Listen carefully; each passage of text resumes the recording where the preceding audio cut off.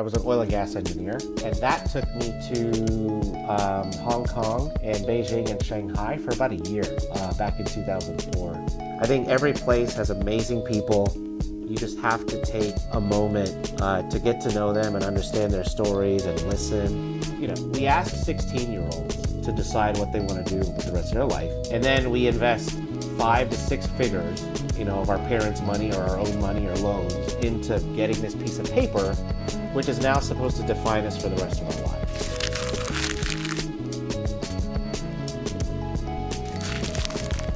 VeeFam, what's up? Welcome back to another episode of the VeeFam Sessions. My name is Mr. Messer, but you could call me Rob, and I'm here with the one, the only founder, investor, VeeFriend, reigning, compete and collect champion of the world, the winner of the first ever Alpha Playtest tournament, Mr. Rahul Brahmbatt. Rahul, how are you? Thank you for being here. Good, man. I'm great. Thanks for having me. Really, really excited to jam. We've never met IRL at any one of these events. We've never crossed paths, but one of the great joys that I have of doing this is to be able to just kind of get people on a call and just kind of learn more about them, especially if I haven't had the privilege of meeting you. So I'm very excited to do that. Obviously, when you double click into your story, there's a lot there, as we were just kind of talking about. So I'm excited to jam with that. But before anything else, let's just take a step back. If you could give me the Cliff Notes version. I know there's a lot of layers to it, but just the Cliff Notes version on who Rahul is before hearing the name Gary Vee. Cool. Yeah, my name is Rahul Brahmbatt. I am, I don't know, I've just done a lot of crazy stuff in my life. And stuff like, if you were to ask 20 years ago, I'm part of a community designed around characters that were kind of literally made up. And through that, real friendships and families have been formed. I'd be like, what? And so, but it's interesting because that's kind of tied in with what I've done in my life. I've had a bunch of different careers, lived in so many different places. I've lived in 6 countries and 10 states and had 4 or 5 careers. And so, as wild as this may seem, 2 strangers meeting and talking about something that literally didn't exist a couple years ago, it just feels actually quite natural to me. So this has all been really fun. It's been a good ride. 6 countries. That's very impressive. Can you list the 6 really quick? Yeah. So initially first out of college, I was an oil and gas engineer, and that took me to Hong Kong and Beijing and Shanghai for about a year back in 2004. So I spent a bunch of time doing a sales engineering situation. I was working for a wastewater treatment company, and they sent a young 24-year-old out there with no responsibilities in life to go live out of hotel rooms and set up the sales team out there. So that was an amazing experience. We also had a manufacturing facility in Mexico and Turkey, so I'd visit those a bunch. And then fast forward 10 years later, I left engineering and I got into the nonprofit world. So I was doing a lot of work around education, international development, girls' education, things of that nature. Lived in India for a year, doing service work, basically a service fellowship. And I think that's 6. And then America, obviously. So that's fascinating. And obviously someone well traveled like yourself. It's probably an unfair question, but is there one particular place you lived or visited that you just kind of resonates with you and just gives you that magical feeling? It's not an unfair question. It's actually a very common question. And I always give the cop-out answer that best is a hard word for me. I think what I've learned in my life is everything is about context and environment and experiences and ultimately people. I'll give a cop-out answer. I don't think I have a best. I think they're all very, very different experiences. The example I always give is when I was in Hong Kong, like I said, I was 24, single, working for an engineering company, living on the executive floor of the Sheraton with a $10,000 marketing budget. You know what I mean? That's an amazing life. And then fast forward 10 years later, I was doing service work, living in a village in rural India, making $40 a month. Mm-hmm. And in many, many ways, that was a more fulfilling, kind of fulfilling experience than it was having all this money I had to spend by the 30th of every month. And so that's not to say that Hong Kong wasn't amazing. It was awesome, dude. It was amazing. I was doing cool stuff, living the life. And so, Yeah, it's hard to say best. Again, another example of it. I grew up in the South. I grew up in Baton Rouge. I went to school in Austin. I've lived in Houston most of my life, but I've also lived in San Francisco, DC, and New York. And so when I moved up to New York, being this proud Southerner, and I was like, there's no way I'm staying here for, screw these damn Yankee type mindset. And I lived there for 9 years. And I now think New York City is one of, if not the greatest place in the world, just because of the vibrancy of the people you meet and all that other stuff. So sorry for about the cop out answer. I just have to stay No, true to that myself and say I think it comes down to the people that you meet. And so that's usually how I end answering that question is I think every place has amazing people. You just have to take a moment to get to know them and understand their stories and listen and find that common thread. And then once you find that common thread with somebody, man, like you just feel like you feel so fortunate. You feel like you have a million best friends, you know? right, right. And that's so true about the city. We were Yankees, New Englanders, and from Connecticut, and we moved down to South Carolina 4 years ago. 4 years ago this summer, and aside from family, the one thing I miss is just being able to go into the city. You know, take an hour and a half car ride, hour and a half train ride into the city on a whim. It just there's nothing like it anywhere else. Oh, So you went to school for engineering. You get in the nonprofit space. Where along your path did you decide that you had this kind of entrepreneurship bug, or yeah. attracted to that space? Yeah, that's a great question. You know what? There was never an instantaneous point in time. I think it was death by a thousand cuts. So Mm, I became an engineer because I'm Indian. And if you've been around Indian people, you really need to be a doctor, lawyer, engineer, because if not, what are you doing with your life? So blood makes me pass out and I hate writing. So engineering was just like the last man standing. And so I became an engineer, worked for a big oil and gas company for about a year, year and a half, and realized I did not like the big corporation thing. And so I thought to myself, okay, this being a number, I think the big kind of turning point, I had found some mistake in some plans and I had saved Exxon something like 40 million bucks. And they threw like a party for me in like the little coffee room area. They had it was like, great job. And I was saying to my friends, I was like, wow, like I apparently did a really big thing. And like to me, it just does not move the needle at all. Like the idea hmm of helping Exxon save X dollars, so that was my first signal that maybe the big corporate gig isn't for me. So then I moved to a smaller company. I thought, well, maybe it's not what I'm doing, it's where I'm working. And so then I moved to this 10-person company. This is the one that sent me out to Hong Kong and China. Had a bunch of really cool opportunities, worked for a smaller thing. I moved from oil and gas to water wastewater. So I thought maybe it's a mission thing that, getting clean water to Right. people was more important to me. Did that for 2, 3 years and was happy. Um, but then I realized I wanted to go smaller, which sounds weird. And so that was my first foray into entrepreneurship, working with kind of this materials manufacturer in India, running kind of like a wholesaling business back and forth. It failed miserably, in about a year, year and a half. But it gave me the time to realize, like, what do I want to do? And I think that was my big inflection point. And I think Gary talks about this a lot is that we ask 16-year-olds to decide what they want to do with the rest of their life, and then we invest 5 to 6 figures, of our parents' money or our own money or loans into getting this piece of paper, which is now supposed to define us for the rest of our lives. I don't think that's that true today, but in the mid 90s, I'm 45, it was very true. You get a degree Mm, and that's what you're going to be when you grow up. And I was probably 26 years old and I was challenging that notion. I was like, every little tweak I've done has still been anchored to this idea that I'm a chemical engineer. And I was like, well, what if I had to do it all over again? Would I still be an engineer? And I was like, you know what? No, I've changed as a person. I'm a lot more confident. I'm a lot more outgoing.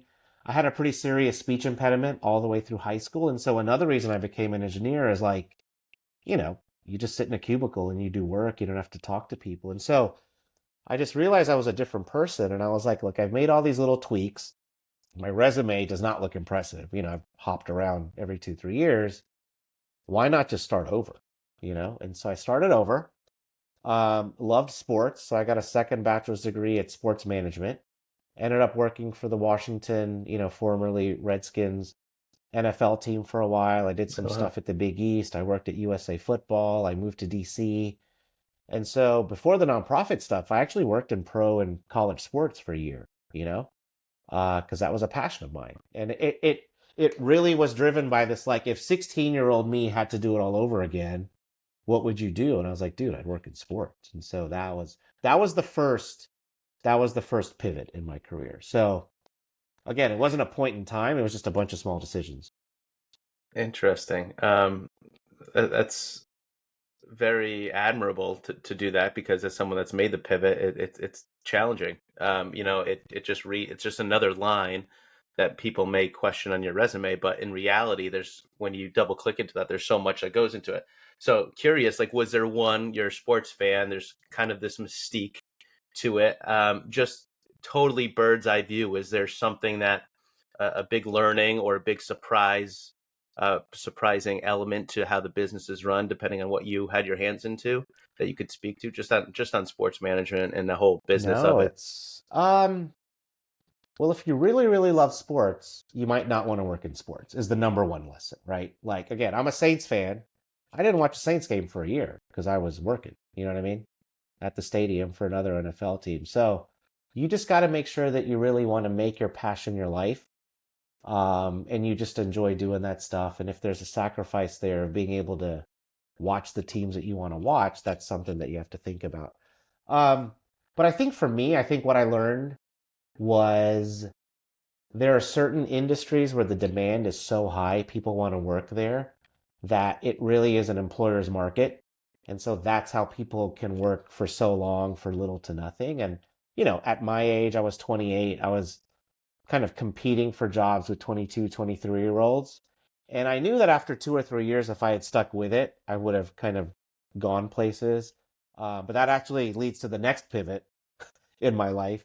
And so that was the big learning. Like, stick with something. If you're good at what you do, you'll eventually rise to the top. And again, this example of me being 28 with a bunch of 21-year-olds. Yeah, that's a little kind of I'm a fish out of water, embarrassing after a while. But then you flip it and you say that anytime somebody needed something done, who did they turn to first? They turned to the Mm. 28-year-old who had managed a $5 million P&L in his past. Yeah, And so that's how I got amazing TA opportunities and internship opportunities and job opportunities, because there was a reliability there that maybe a 20, 21-year-old isn't able to offer. So there's a makes bunch of sense. jumbled kind of thoughts there, but like, No, I yeah. get it. Talk to me about the first time you heard the name Gary V. God, it must have been probably 10 or 15 years ago. Social media. I don't know what channel it must have been, but just the high pitched. I cuss a lot. I use a lot of profanity. And so, when you hear one of his clips, you're kind of like, and I had lived my life already in the way that he kind of is a proponent of, which is there's an abundance of time. Like, don't feel like you're stuck doing something if you don't, like, I made all these career decisions already before Sure. even knowing of him, of like, you know what? I don't want to be an engineer. Okay, cool. That doesn't mean I have to do it for the rest of my life. Let's try something new. It's okay to be an unpaid intern at 28. It's okay to get a second bachelor's. It's okay to do things that isn't going to have an immediate payoff. And so, you know, when I heard him, the high pitched voice, the cursing, but ultimately the message that like resonated and actually was full of empathy and thoughtfulness and wasn't driven, by a capitalistic mindset, but more of just a like fulfilling your potential and being happy and content with yourself. Um, I always love the juxtaposition of like two competing thoughts. I think too many people in this world want to go down that straight and narrow, like opinions that they just believe in 100%. I think the world is actually full of contradictions. And so the fact that in many ways he's a walking contradiction and kind of what the surface appearance is, but what the message is behind it. So that always kind of resonated with me, but I've never like followed a person. So like I know there's a lot of like Gary followers. I don't think I've ever followed a person, but I had been aware of him and agreed with his message and liked the stuff he did and kind of liked his sense of humor and all that stuff. Um, Before I even kind of was introduced to him from an investment perspective, back in 2020. So, Understood. Yeah, I mean, it sounds like just knowing the stuff that he puts out, it's definitely reaffirming for all of the decisions you're making. yeah. Um, to echo that point, So it's 2020, like you said, 2021. Are you getting all these the whistleblowing about the crypto and the MetaMask and for what we now know as VeeFriends, or were you not? Did you not have a pulse on it then?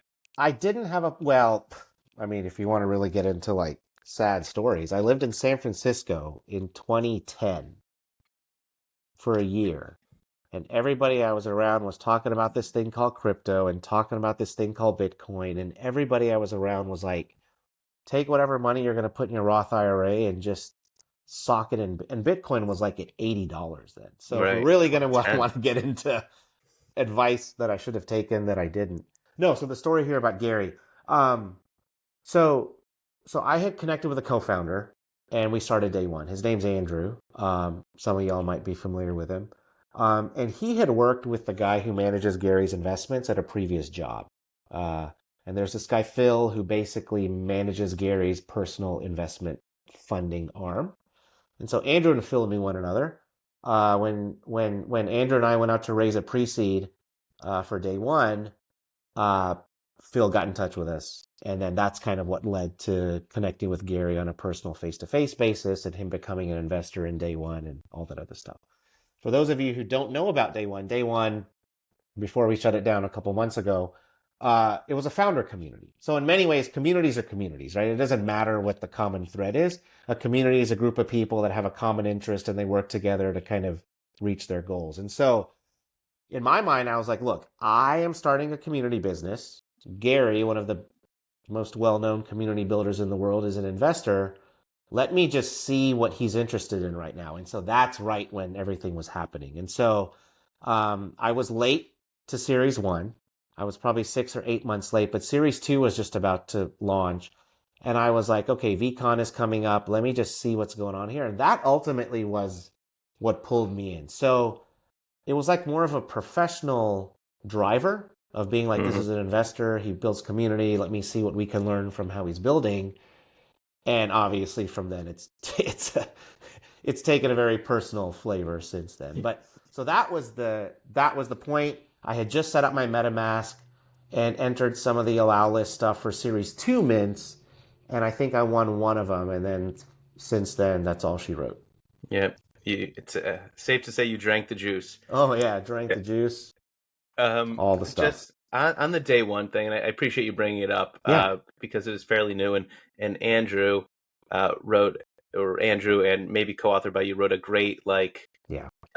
just article kind of tying the knot on that project and that company. Going back, rewinding to the beginning, though, I know you said you're dealing with Phil primarily, but at some point, do you have a meeting with Gary Oh where? yeah. Okay, Totally. Absolutely. so I'm Multiple. curious because I know he's obviously the entrepreneurship thing. He's got a huge, if you really follow him, he's got a real soft spot for education. Mm-hmm. So I mean, I don't want to make any assumptions, but was that the relationship was there, but was that the kind of overarching thing that it attracted to him to Yeah, that? that was the thesis. Yeah, the Yeah. thesis Okay. was non-traditional education, education by learning, by doing, not sitting there and memorizing stuff in textbooks and taking a test. Because that's what the corporate world values, right? The corporate world knows they've de-risked a bunch of stuff, and the corporate world knows that if you have a certain skill, they will be able to monetize you via that skill, right? And that's why the traditional education system is what it is. But a community based, experiential, everyone's kind of in the trenches, digging and struggling and going up and down together. This idea of building community and kind of skill development around actual real world business applications, people trying to build and create something. That's something that's very close to his heart, obviously. And we both had this shared, thesis that like not enough people in the world are focusing on that. Um, and so yeah, that was really kind of the reasoning and the logic of why we became partners. Mm. And for those of you that aren't aware, they did do there was a activation, a partnership officially from with VeeFriends and Day One, and I think it was the Entrepreneur Elf. I don't know if it was another token where Impala, yeah, the yeah, Impala. So they had if you had a series one of that, you got the course um, for free, I believe. yeah. Um, And just real quick, like, what was that experience like? Now it's the cross pollination in between both communities, Yeah. yours and the VeeFriends. Well, from a business learning perspective, I think there was a very clear learning, which is like if you take an existing community and then try to cultivate sub communities within that existing community, it's a much easier job, right? Compared to what we were doing outside of that and just going out into the world, attracting entrepreneurs who didn't necessarily know one another and building a community out of that. I'm not saying one's easier, like they're just different, right? Mm. And so it was awesome. I mean, it was best, I think we probably had 150 people. It was a series of, I think, 8 weeks, and we had amazing folks from VaynerX, like all of Gary's top leaders. I'm talking like the C-suite or presidents of like a lot of the verticals. They all came in and did like an hour-long talk. And then we then cultivated, so the talk would be on a Tuesday, and then throughout the week, we would have async and sync conversations around it, lots of small group discussions. And I still hear from this day, people who have been in the VeeFriends community, in the Discord, all the other stuff, some of the friendships and bonds that were formed there are still friendships that have continued. So I think to me, that's one of the really cool outcomes that kind of happened. Mm. And I appreciate you jamming on this because I know it's fairly new, but the concept, and I come from an education background. This is one of my passions and sweet spots, but I also have a very, very bad relationship with the ecosystem and the status quo. And I have what Gary would call entrepreneurship tendencies. Mm-hmm. So this speaks to me very loudly. What obviously timing is such a big component of this, but what is going to, let's say you run it back for a 2.0 round 2, like what works, what do you envision seeing working with entrepreneurships, with communities, with something like a day one? Like what can someone like myself that would want to start a business, or a lot of these people listening to this podcast right now do have ambitions, they want to start that thing, like what I feel like I want to ask you so much and I'm not asking the right question, but no. What do you envision working for someone like me or for someone like you that wants to start a community like this? Totally. To start a community or start a business? You go either or. Okay, cool. So with start a business, there's still one takeaway that is universally true, and I think it's one of the reasons we failed is because human nature and what people do, like it's very hard to fight that. I think when people get the itch, they do some of the wrong stuff first. And, the best example I have and why I started day one is like like we're talking about, I've had 3 or 4 big sabbaticals in my life where I've done career pivots. They haven't been planned sabbaticals. You just look back and you're like, oh, that ended up being a sabbatical. And honestly, all of them have the same pattern, right? I was fortunate enough to have enough savings. I don't have a really super crazy lifestyle. I was fortunate enough to have enough savings to be like, you know what? I can live off of savings for a year. Number one. So now I'm not stressing out after 2 weeks of not having a paycheck, right? Number two, I was patient. I didn't like set a goal and be like, I want to do this thing. And if I don't achieve it within 2 weeks, I'm stressing out and freaking out. I was like, I'm just going to let the universe come to me. I'm going to see what I'm interested in. I'm going to start building relationships and networks with people in that space. I'm going to offer my time for free. All of these pivots ended up with me doing some version of free work for somebody that I really admired and respected and knew that I'd be able to learn from and connect with and ultimately network with to maybe find that next job. And honestly, man, they all lasted 12 to 18 months, or maybe 6 to 18 months. I made an amazing network where people got to know me as a person, my quality of work. It wasn't like in an interview, like interviews are based off a resume and maybe an hour of Zoom calls, and now you're deciding, do I want to give this person money by signing a contract? Like, That's another weird fucking thing we do in the world. Like, instead of getting to know somebody. And so that's a luxury I had, but I had built my life in a way where I was able to afford myself that luxury. And then, dude, in every one of those things, I never had to apply for a job. At some point, somebody was like, let's create a role for you, or let's start something or build something. And so that's not an apples to apples, but I think that's a good segue into, I think a lot of entrepreneurs that want to build something, they want to start spending money and spending their time on stuff much earlier than they should. I think the biggest challenge we had with day one is a lot of entrepreneurs came to day one after they were already frustrated that they had spent a lot of time and money on stuff that wasn't working. And the hardest thing to do to teach somebody, the hardest thing to do when you're teaching somebody a thing that requires a lot of patience is to have somebody on day one, pun not intended, to already be frustrated and anxious, Yeah. right? That's the biggest mistake entrepreneurs make. They come in already having wasted a bunch of time and money on stuff, and then coming into communities and programs and trainings, hoping that that community program or training helps them fix some of the mistakes that they've made. And that's where it gets really tough, because now you're just fighting a whole bunch of stuff. And so the advice we always give still to this day is like, when you want to be an entrepreneur, tap into a coach or a community or a mentor or advisor, like when that thought is still a seedling in your head. Ideally, when you still have a job, you still have a paycheck, because so much of that work can and should be done when you still have the safety of a job. Because really at the beginning, it really just takes 5 or 10 hours a week. And too many people, we've seen this on LinkedIn, right? They have a job that they hate, and they're like, it's all in their head, and they're talking to their best friends or their mom or their dad or whatever. And then you see this like momentous, after 8 years, I finally quit my job and open to what's next. And now a week later, they're twiddling their thumbs, stressed out. And now they think about being an entrepreneur. Like, you're fucked. Like, you've literally stacked the deck against you, because now all this anxiety is there. And so that was super long-winded, but like, that's the one big lesson. If you want to be an entrepreneur, like, it's not about taking courses or launching a thing. And this is where I start shitting on people. The venture capital industry is biased towards serving their investors.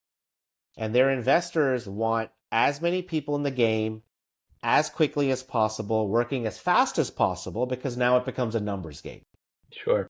Right? So if I have a thesis on a space, I want 1,000 founders working so I can find the best and the fastest sooner than later.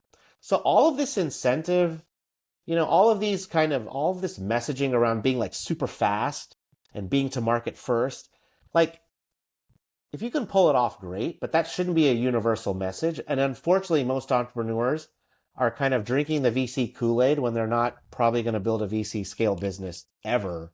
And that's what's messing a lot of things up. So I don't know, that make any sense? Or was that just a bunch of jumbled words? It makes a lot of sense. It makes a lot of sense. And it's up for interpretation depending on where you are on that journey.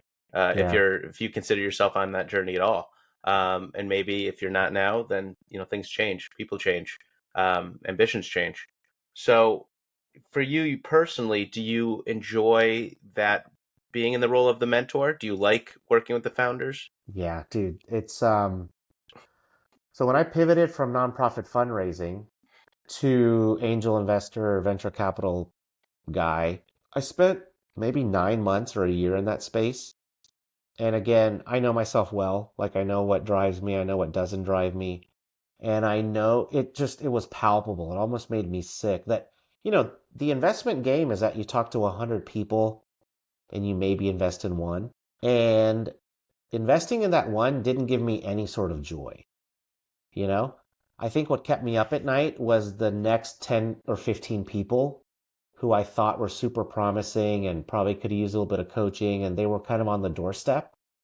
And so, that aligns itself with all the social work that I've done and the education stuff and all of that. So I just knew very early on that like the investment piece doesn't drive me, but the mentoring and the coaching. And I just found myself like for free, like just doing calls with people to like help them and stuff. And that's when I just knew. And so day one was the manifestation of that, right? Day one was absolutely the manifestation of me being like, there's a lot of people looking for this support and they're willing to pay for it.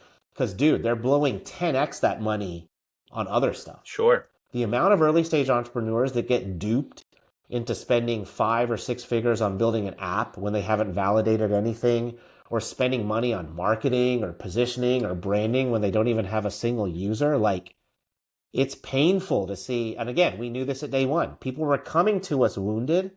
And I think that's one of the mistakes. We should have probably positioned ourselves differently. But people are coming wounded, being like, yeah, for 6 months, I've spent 150K and I've got nothing to show for it. I'm like, no And shit, you have nothing to show for it. Like, I don't know.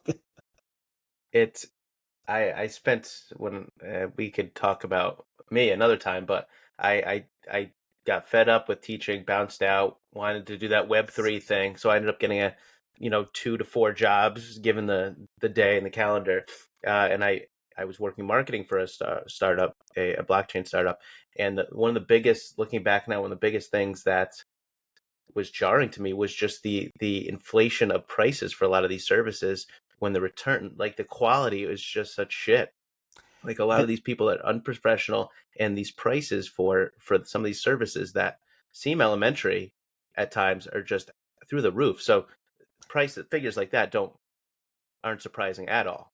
and they prey on the desperate. I Yeah, mean, I'm telling, sure. it's a Startups straight and up, they're predators, right? yep, There's some really good people that overpromise and you got to pay up front. And if it doesn't work out, if you don't deliver on what you promised, you can always point to the stat to be like 99.9% of ventures fail. And so, yeah, like, and I hate that. I hate that shit. It's like, it's absolutely preying on people because you're promising them the world. I mean, you know, I would say maybe 100, 200 people in the day one community have worked with me in the past. And like anybody will tell you when I do that first consultation call, I'm upfront. I was like, it would be extremely disingenuous of me to promise you anything. I'm not promising any outcomes. I'm not promising any introductions. I'm not promising any of that. In fact, I'm going to go further than that and be like, if I promise you that, I'm lying to you. Like, how the hell could I promise you something when I've literally only known you for 30 minutes?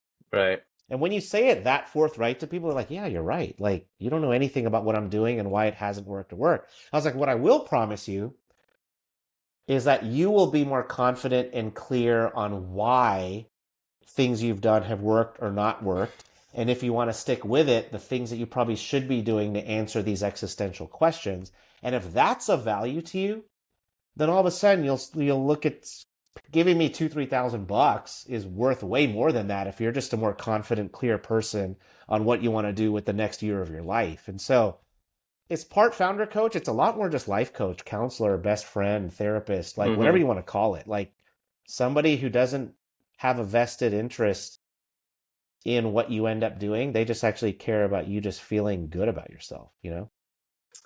I love that. I really do. So, and to kind of put a bow on this portion of the conversation, I think I'm someone that has I'm an ideator, I'm futuristic, I have a ton of ambitions, and I just don't see myself starting at any other point anymore outside of this VFam.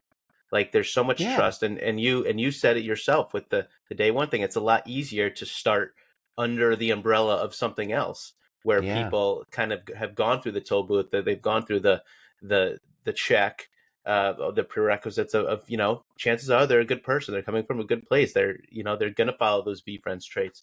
So I'm just all in on networking here. Like the friendships are great, but like from a business point too, and trying to you know create other kinds of relationships. I'm like, look no further than here. Yeah. So It's a big community. It's global. People trust one another. People generally like one another. Like, I mean, that's kind of all you can ask for, you know? so getting back to the VeeFriends timeline. So you got in late. You're all hooked up to your MetaMask.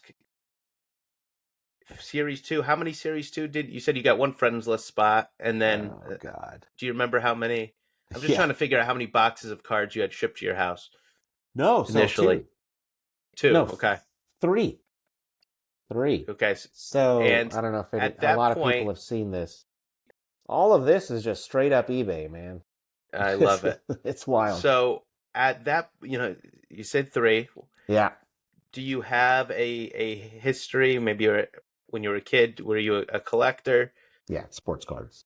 Yeah. Sports cards, Sports cards. baseball, football, basketball, or Uh, baseball, basketball, junk wax era. So, I was taking Beckett's to school. We were all nice. taking the binders to school. I'm 45, so like, 89 to 90. 4, high school. That was it. I had all and I grew up in Baton Rouge. I saw Shaq play at LSU when I was in middle school. So when he was the number 1 draft pick, that's what got me into basketball cards. I had every Shaq card.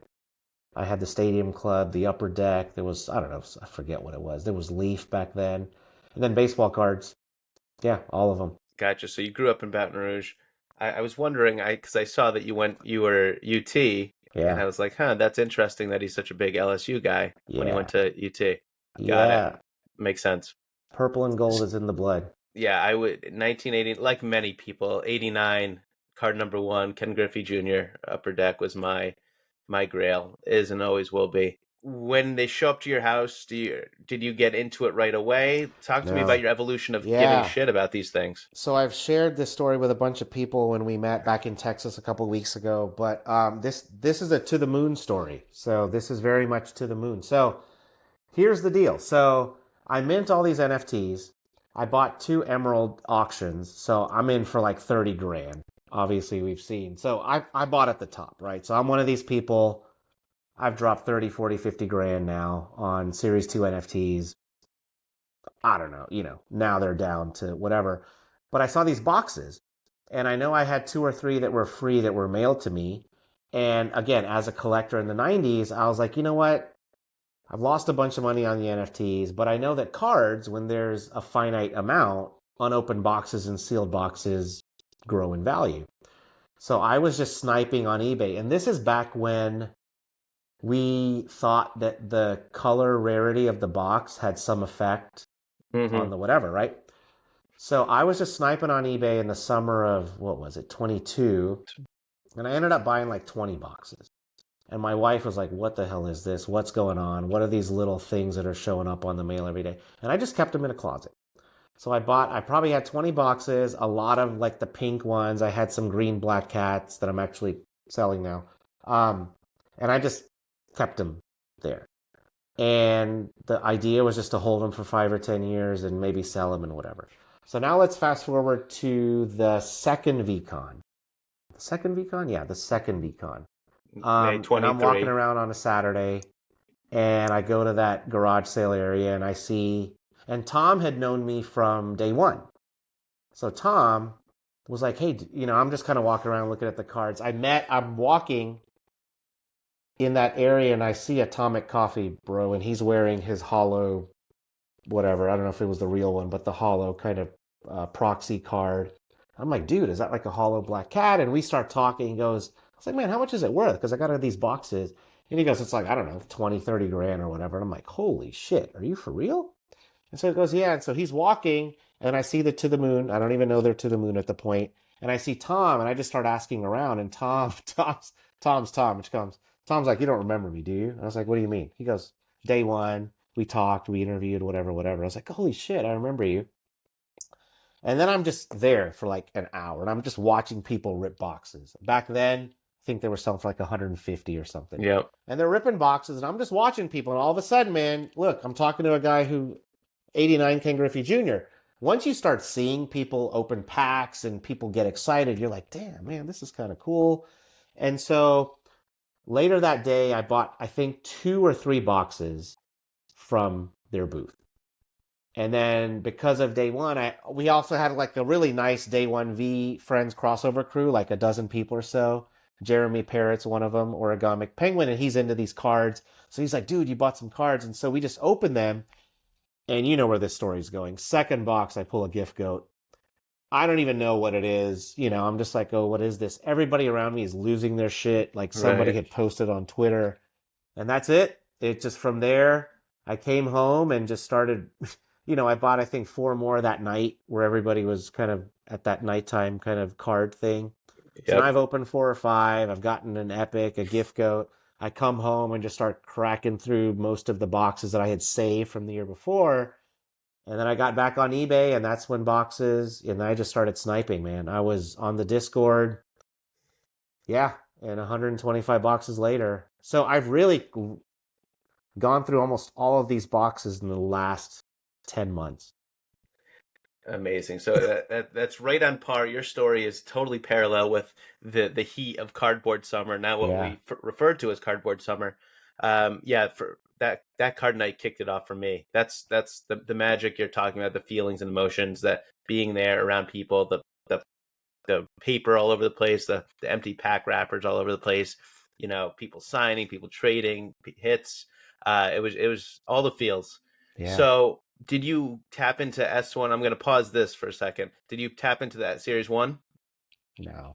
No. Okay. Just because I say this to everybody, I mean, I've got a slightly obsessive nature when it comes to stuff. And so, you know, I just know myself well enough that if I really got into S1, it'd be a slippery slope. It'd Hmm. be weeks before I'm trying to make a set. And so I've done whatever I can to not worry about pins, not worry about minis, not worry about Just S1, and stay just in your kind of lane. stay focused in my lane. So, I love that. Self-aware hair.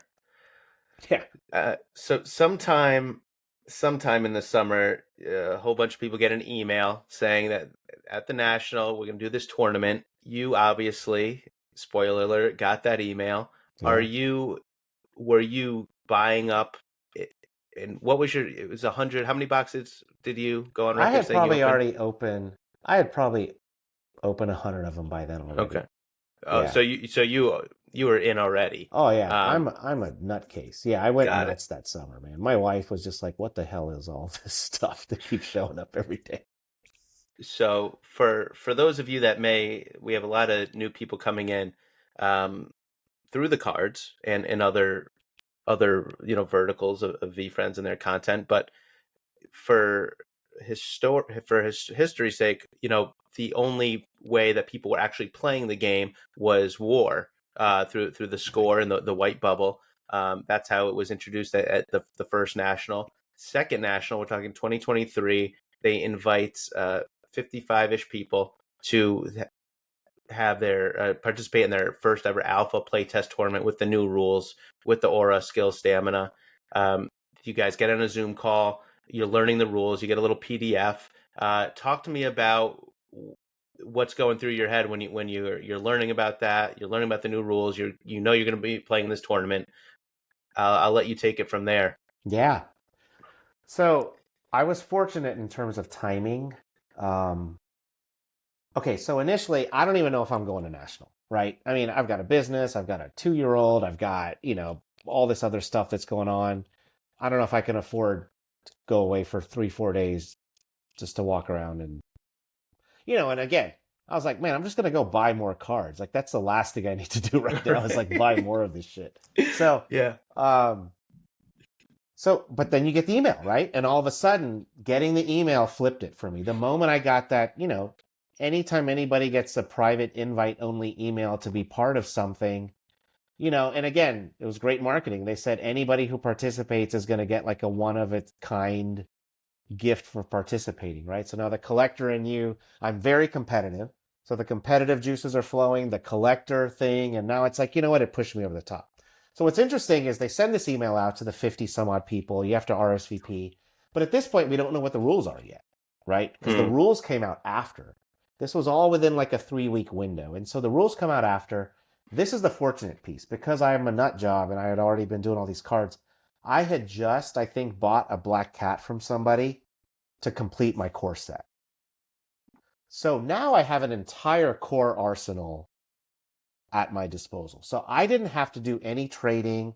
And at that point, I had never graded a card because I was also with some people. Some cards were graded, some weren't. They either Sure. have to be. So I hadn't graded anything. I had an entire raw core set. And honestly, out of 100 boxes, I had a really nice collection of very rares and stuff, right? So I had a bunch of very rares in the 70s, and I had a full core set. So for me, I didn't have to do any wheeling and dealing because I already had all these cards at my disposal. I just had to know what the rules were, how to make the deck, and I didn't have to do anything outside of just figure out what I had and craft the best deck. So um, that was relatively simple for me. And again, the math around it for me was pretty easy. I mean, it's no secret. Now it's kind of widely known, but the logic was just like any card with a 25 makes the deck. And then any card that doesn't have a 24, like, basically I think if there's a 25 and 24 is all across, that's your 20 cards. Like It's Hmm. actually quite simple. And then I just knew that I wanted to go heavy on very rares, and so I had a bunch of very rares in the 70s, and I just traded them out, and boom, there's your deck. So that was pretty simple. I think somewhere after you won, I think you went on a a mini Yeah, media media tour. tour. And Yeah. um, did I hear you made a spreadsheet or Yeah, something? yeah, just an odd spreadsheet. And so when I'm sitting around watching baseball or sitting at the park watching my kid like run around in circles and eat dirt, I just had like a little, like a cheat sheet almost. It's like a plate. The best example was a spreadsheet, but it was like an Andy Reid play calling sheet. It was a Got Waffle it. House menu minus the lamination. And it was just basically just like playing out scenarios of like, if you play poker, you know that it's not about the size of the pot. It's just about winning the pot, right? Right. And so it's about whatever card in your hand kind of matters, but what matters equally, if not more, is what card's the other person holding. And so I just kind of went through this scenario mapping of like, if I have a core card in my hand that has at least one or two 25s on it, what are the odds that it beats what the other person's holding? And so my Hmm. whole, so it was this big scenario planning of like, as long as you can land on a 25, the worst you can do is tie. And so then if you're playing this game to tie as much as possible, worst case scenario, then you've just got to hope that the card you need to win that big tie bucket. And honestly, in the tournament, that's almost every match I played, it came down to the tie bucket and the card I needed coming up at the right time. So, but yeah, I'm a numbers guy. Fascinating. So you were really taking it seriously, and as you said, there wasn't a lot of time before you learned the rules and the actual tournament. We're talking about Yeah, 2-3 weeks. it was like a week or two. And like nobody knew what to expect. Like, Mm. again, I'm a logistics guy too. Like, I'm thinking to myself, like, you're throwing a tournament with, at some point 16 or 20 matches going on at the same time where most people don't know the rules. Like, are there going to be referees there? Like, who's going to settle disputes? And, the VeeFriends team for an alpha playtest, they covered all those boxes. There was always somebody there to kind of be clear on the rules and this and that. But I had all these other questions in my mind. Like, it's not like, I think people have asked me this, it's not like I was like supremely confident I'm going to win. I don't think I mean, maybe some people were just there, but I was more of a pragmatist to be like, nobody knows what the hell we're even walking into. Like, Right. forget winning. It's just like, this will be a cool experience. Let's see what this is like. Uh, Amazing. So, are you practicing with anyone? Did you have anyone at home that you're going head to head up? Dude, No, the first just time I just you and played was, at I still have the bracket here. The first time I played was like the first thing. So, amazing. That's awesome. So you go to Chicago. I don't remember what night it was, but you well, it was the second obviously night. So here's the funny story. So the first night there was a takeover event, community that's right. driven, and then Gary showed up, and it was really cool. And there was an unofficial tournament that night. Dude, I got bounced in like 4 minutes. I forgot who I played, but first round, I didn't even like, like when you just two in barbecue in Omaha or something, and you're just like, I didn't even like get to do anything. Yeah. I was out. I was like the first person out. And so And it's so funny that like I had even less expectations, but it was the second night. It was the Saturday night, I believe, that the official tournament was. so how many matchups did you have? What is it, four? One, Or two, three, four, five, six. Oh, six. Oh, that's right, because I'm thinking of like a 32. So it's an amazing scene. As someone that was home, I was really hoping they had a nice presence for the virtual experience, which they did. A they had a feed going the whole night, nice commentary. I think it was Jeremy and maybe someone else, because my wife Chelsea was there. Uh, I didn't totally have to experience it through her, so that was awesome. And it just seemed like a really cool, intimate scene. I don't know what it was like there on the ground, but a nice intimate scene. Like we said, it was only 50 something people invited, personal tables, nice high quality play mats. You know, I don't know what the bar situation was and the food, but just a nice event. Let's flash forward to the semis, because the match that everyone talks about was your semifinal match. I think against was it RJ? Semifinal was, Oh no, that was RJ versus Thought Wrong. yeah, that's what it was. So That was this is the funny story. This is where, yeah, it was RJ and Thought Wrong with, and it went to like three shuffles. yes. And, I think everybody was just kind of being respectful. So I had finished my semifinal match much earlier. And so just out of respect, like I was just on the other side by myself, kind of pacing and just kind of chilling. But yeah, it was awesome. I mean, it really looked, because I had a vantage point from far away. I mean, there were 6 or 7 concentric circles of people around it. And there was like the camera light, and you could hear the cheers and the oohs and the ahs when it went to Mm. another tie and whatever. But yeah, it was wild. That match must have lasted, I'm not exaggerating here, it must have gone, God, 15 minutes. It was wild. It was wild. So, you said you had low expectations coming in, but you also say that you're competitive. At what point in the night do you remember, did any switch kind of flip, like Yeah. I'm taking this or I want this? Yeah. I remember clear as day. So, like I said, whether it's through day one, lead, up until that point, I wasn't a very visible or active person in the community, right? Maybe in the cards channel, I just had my own stuff going on. But because of day one, I would say a quarter of the competitors in that tournament I knew pretty well. So I could safely say I probably had 15 or 20 friends, in quotes, kind of, friends, forget the quotes, that were in there. And this is what happened. So the way it was set up is like there were a bunch of tables and then there was a bar, and with a bunch of bar stools and stuff. And so I think I won the first round pretty quickly. I think the thing that people noticed, kind of my friends, like the 15 or 20 people that I knew, was that I think I was finishing my matches earlier than the other people in that round, roughly speaking. So in the first round, I win, and everyone's just kind of happy to kind of get to the next one. And now all of a sudden, when the second round happens, by definition, you have 50 people just kind of sitting around watching the action in real Mm. time, right?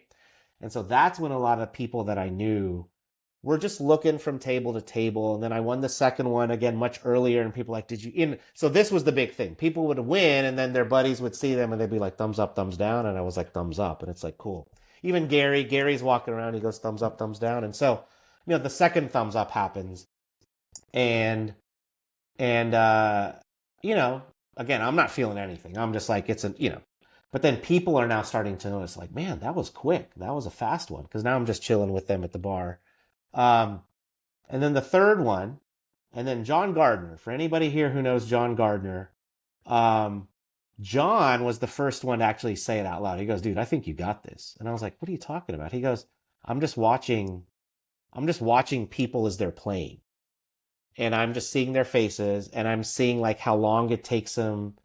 You're just kind of seeing the mannerisms and the whatever, and it's like you're just like locked in. You're just like a robot. It's like there's not a lot of hesitation. The minute somebody calls something, you're like boom on the response. Mm. And then the next round happens, and now like 4 or 5 people are saying this. And so it was never me, but it was like kind of my crew or whatever. It's not even my The, crew, like the everybody's friends with feedback you were everybody. But getting. yeah, a lot of the VFam, they were the ones by the third or fourth round. And so now we're in the final 8, the final 4. Now people are like, oh, you got this. Like, I can just tell. Like, it's you. And so, as a competitor, you're like, that sounds good. But then, the pressure, you just kind of lock in. You're not thinking about winning. You're just thinking about, like, I hope I don't shit the bed on the next one. Yeah, Because again, I'm a numbers guy. And so sure. I always think everything regresses to the mean. So I'm like, wow, if I'm doing really well now, the law of averages have to catch up to me. So I'm always a little bit paranoid with stuff like that. But yeah, that's when it kind of started. And then we go to the finals, and it was off of, speaking from a macro standpoint, the crowd comes off of a huge semifinal, as you said. You know, three ties, 15-minute ish round.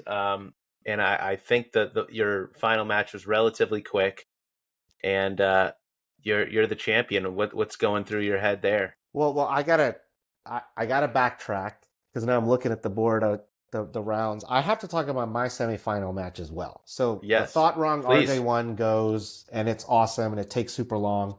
My competitor in the semifinals was Seacrest. And this is a story that I've told some people, and this is just like, it's got to be sometimes the stars shine on you, right? And so we have a very competitive match. I think some of the ones I was in weren't very competitive. Like it was done very, very quickly. Seacrest and I, we don't take 15 minutes, but we definitely go to the wire. There were lots of ties. We were tying on 73s and 70, like stuff where you just like, shit, I'm going to lose this. Like we were tying. It was super tight. And it was definitely next card wins. It was one of those situations where each of us has like 3 or 4 in our thing. And the tie bucket, whatever it's called, has like a billion in it. And you just know what's next. And it's tense. And Gary's just hopping from table to table. And this happens to be the moment where Gary's like right here. Like he's literally sitting here. The camera's there. I think somebody else was there. And we're just going back and forth. And it's like next card wins. And I'm attacking. And I pull out like a very rare something. And my whole logic with very rares was like, if most people have their deck stacked with rares, I'm going to beat it. Right? Mm. And so I see it. I don't even hesitate. I'm like TTT and I flip it and he has a core and I win. You know, like anytime we just both take a deep breath. Like I take a deep breath. Secret's probably pissed, you know. And then Gary looks at Seacrest and goes, flip the next card. Guess what it was? Very rare. Higher. Spec. Oh, a spec. Like Wow. that's how close. You know what I mean? Yeah. Like if our cards were literally one, it's a completely different story. And so like afterwards people were like, "Oh, it's like yeah, it's skill, but the cards are the cards." You know, like when they come up is when they come up. But like that to me, that may have been the moment. You know what I mean? Like I think you asked me 1 or 2 questions ago like when did I think I was going to win? When shit like that happens, you're just kind of like maybe it's in the cards, you know? Like Right. maybe it's just a given. And so, and I got to give it up. You know, we're all competitive, but like Seacrest, I'm sure it still kills him inside, but like he was super cool, you know? Like if I would have seen that, I'd be like, fuck, I'd be throwing shit. Yeah. But, so yeah, so that was my semifinal. So anyway, yeah, then we get to the final and then a win. And then it's just kind of like, it was a blur. Actually, at that point is when I have very clear memories of the tournament. And then it's just, you know, then you win and all of a sudden there's cameras and microphones. And it was a really dark room. Like we were kind of in a bowling alley. So it was like super dark. And I just couldn't see anything. I'm already like, you should have seen me like with the cards. I'm like doing this like during the tournament. But it was just a blur. You know, Gary's talking to me. Tyler's talking to me. The camera's on me.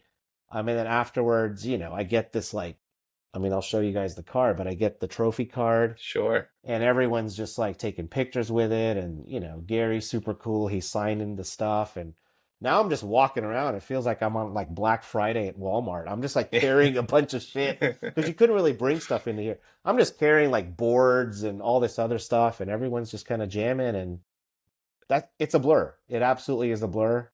But yeah. Amazing. It's definitely one of those, you know, you and your personal story aside, it just seems from someone that watches this closely, this whole thing play out, it just seemed like one of those special moments, those special events that's like, man, people are going to be talking about this for a while. Yeah. There's so many historic firsts. Obviously, you saw the reaction to the play card, the trophy card, which got a pristine 10. Yeah. You know, the way that people talk about the alpha participation cards, and just you just see what's happening with this cards ecosystem, like this Fanatics thing. Just they're selling out and they're attracting new people 5 times a week now on Fanatics. Yeah. It's really interesting to really reflect on this moment because who knows what's ahead of us.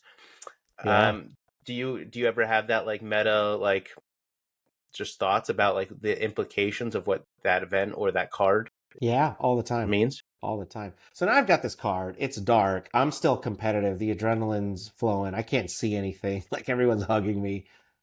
And, you know, again, a lot of people that I know very well, like, you know, it's nothing to hide, but like, you know, they know how much money like you've put into this stuff, you know? Like I bought all these cards and whatever.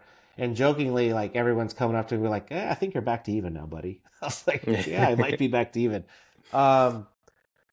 But no, the significance of the moment is not lost on me. It's one of the coolest things I've ever been a part of. In college, I was one of 18 founders that started a South Asian fraternity in Austin back in 98.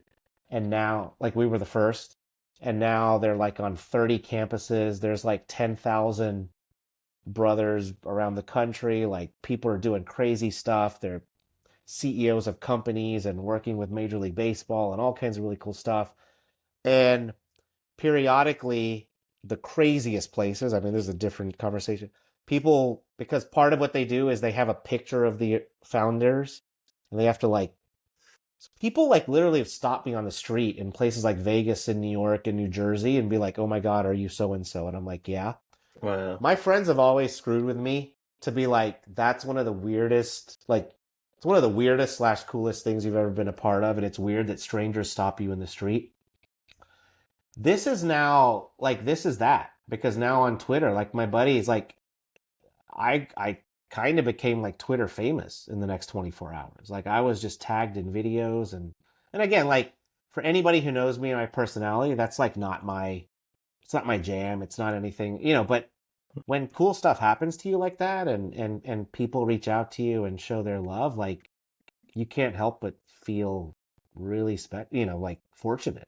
So Mm.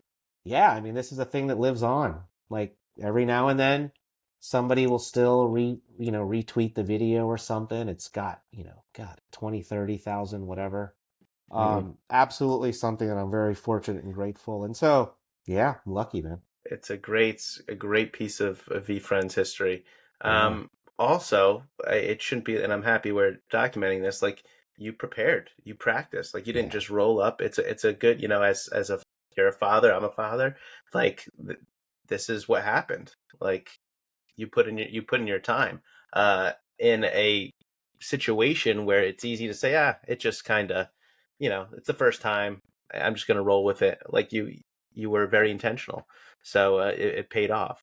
Yeah. Like any lofty goal that you're trying to achieve, especially when it's a competitive nature and you're trying to win against other people that are trying to beat you. Yeah. I, you know, I think, I think you have to care. Like, in life, you just like, there's not much you have to do except show up and give a shit. Mm. Like, if you do those two things consistently, like, you'll have a above average life and you'll do cool stuff and you'll achieve things. That's really all you have to do is show up and give a shit. I concur. Has anyone given you a serious offer for that card? A lot of people have just, yeah, no, no, not a number. They've asked and I've just said, no, I'm holding on to this. Mm. No, but I mean, people have thrown out, I don't know, people have thrown out the concept that it is the truest one of one, right? It's a pristine 10. It is a true one of one. That's it, Okay. And so by definition, it's the most valuable card in the VeeFriends universe. And Mm. so if that's the case, I'm not saying that, I mean, I'm not one to be like, I have the best thing in the world, but like, if that's the case, then yeah, whatever market rate is for the V1 Black Cat spec, this This theoretically is trumps it. above that, right? So I don't know. Very cool to think about. I don't like speculating on pricing and everything, but I like speculating on, okay, if this plays out, I always have the assumption, Right. if this plays out the way we think it's going to play out, what are going to be the cool physical or even digital? There's some cool NFTs, the glitch NFTs from Series 2, the green is green, cool things like that. I think about that a lot. And obviously yours is going to be in the bucket of Grail of Grails, that most people forget about because it's just not. Yeah. Well, It's just Gary not a said something widely spread interesting. thing. Gary said something interesting during that post victory interview. And so, he goes like, this one was earned. He goes, this is actually what makes this card different than anything else. Anything else could have been pulled, ripped, bought, traded for, whatever. It's a thing. He goes, this one was earned. Like, this one was created to be given to a specific person at a specific point in time. And it's the first of its kind, and that's what makes it a grail. That's what makes it arguably the grail. And so, the first thing Rips did probably in the next 2, 3 days was just send me comps of basically, I'm not a Pokemon guy, but comps of what the first Pokemon tournament winner card back in 97, 98 was. I think it went for 2.5 million or something. And so it goes, and so that's why I think we're all rooting for this, is that if this, if Compete and Collect grows in the way we all want it to, and the V3 comes out that can be bought, a pack can be bought at the same price of an Uno deck, and kids are buying them at Walgreens and Walmart and whatever, and it becomes this thing where every kid's playing and there's tournaments for 10 or 15 years, now all of a sudden the first card of its kind is a completely different stratosphere. So that's probably, not just the monetary thing, but like, again, it's a story. Yeah. Like, how different is this story if I sold the card a month? You know what I mean? Like, it's just. Yeah. Like, I would hold on to that card. For this to really mean something, like, and I've got it all. I've got the poster boards. I got to frame them and all this other stuff. But yeah, I'm lucky. I'm fortunate. Couple questions before we head to our last segment. Yeah. Really quick. You obviously started communities. You mentor people that cultivate their own communities. What does that word even mean to you, community, and what makes this VeeFriends one so special? I think community, the way I define it is that it's a group of individuals with certain commonalities. And in the past, it was geographic, right? If you live in the same neighborhood, that's your community. I live in my community. It used to be interests, right? Where you went to college, what sports team you root for, right? I think that's how tribes tended to form over the last 10, 20, 30, 40 years. The internet has changed that. Discord has changed that. I think the entry into the VeeFriends community is that you buy a digital thing and then you have a wallet and you hook it up to a thing and whatever. And so from a very technical, clinical definition, that's what the VeeFriends community is. But I think the more you think about it, it's a set of values. And there's a lot of values Gary talks about. You could argue 252 values, and so that's a lot of values. I think the ones that the friends and the people that I've met, I think there's this undying spirit of like, whatever today is, tomorrow can be better. Like, and that's true if you're at rock bottom in your life. It's true that if you're at the top of the mountain. It's true if you're journeying up or downhill. I think it's this idea that like we're just not defined by our past, and we just have the opportunity to like make our future what we want. And we know that it's not easy to do that. And most of the people in our lives, even though they love us to death, our parents, our friends, our families, our buddies with corporate jobs, all the people that kind of the system has worked for, they can support you and love you, but they won't really get you. You know what I mean? And I think that's what people find here, is that it's a group of people that are not geographically bound, or there's really no commonality outside of a joy and a love for the vision and some of the values. And I think that view of the future is what gets people to really, again, give a shit about one another. So it's a wonderful answer. We've talked about a lot of traits that you've employed that we see in the VeeFriends ecosystem, but what character do you need to spend more time with? Oh, that I need to spend more time with. Wow. There's a lot.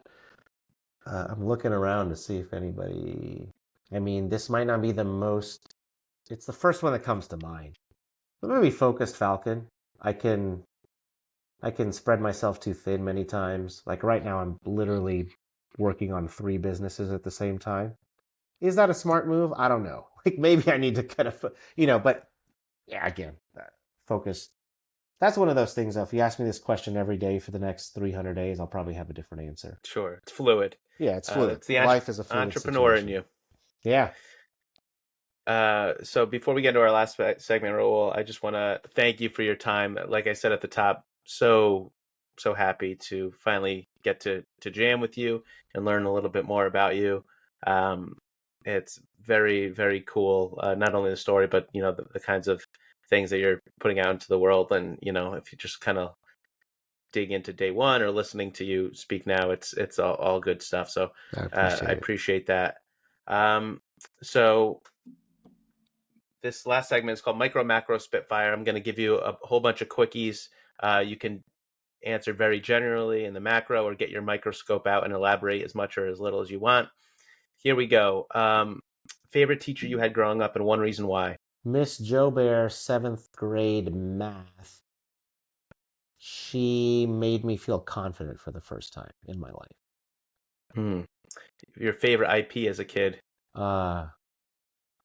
This is not rapid fire. Voltron.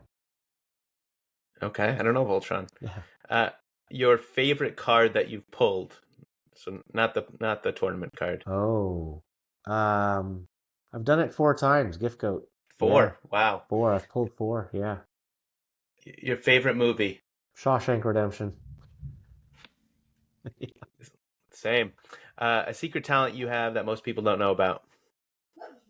Oh, wow. I don't know if it's a talent, but I bat and swing right-handed, but I throw left-handed. Okay, that's cool. This is a toughie for you. Your favorite physical piece of VeeFriends memorabilia? Oh, the card. Trophy card. Yeah. Do you have a favorite eruption that you've seen so far? I like the Snoop Dogg one. The NFTs that my network guy just crushed. Yeah, he did crush it. Yeah. Wine, beer, or coffee for you? Beer. Is there a business idea that you have right now that you would ideate if you weren't already doing? Absolutely. Oh my God, 174 of them. Yeah.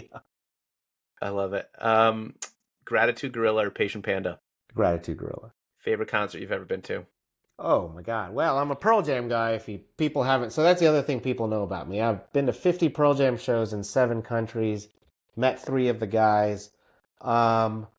So this might come to a surprise to a bunch of people. 1997, South Park Meadows, Austin, The Roots, and Rage Against the Machine. Wow.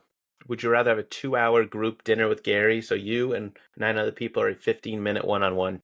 Group. And you've had some time with him, so this always hits different for everyone. But if you could ask him one question that he had to answer honestly, what would you ask him? Would you ever run for president? Love it. Rahul, thank you so much for your time. Really appreciate you. I know people are going to enjoy listening to this and your story, and we'll talk soon. This is See great, you at man. VeeCon. Yeah, of course. Thanks for inviting me. Can't wait to see you at VeeCon. This has been great. Really appreciate it. Cool. Take care, brother.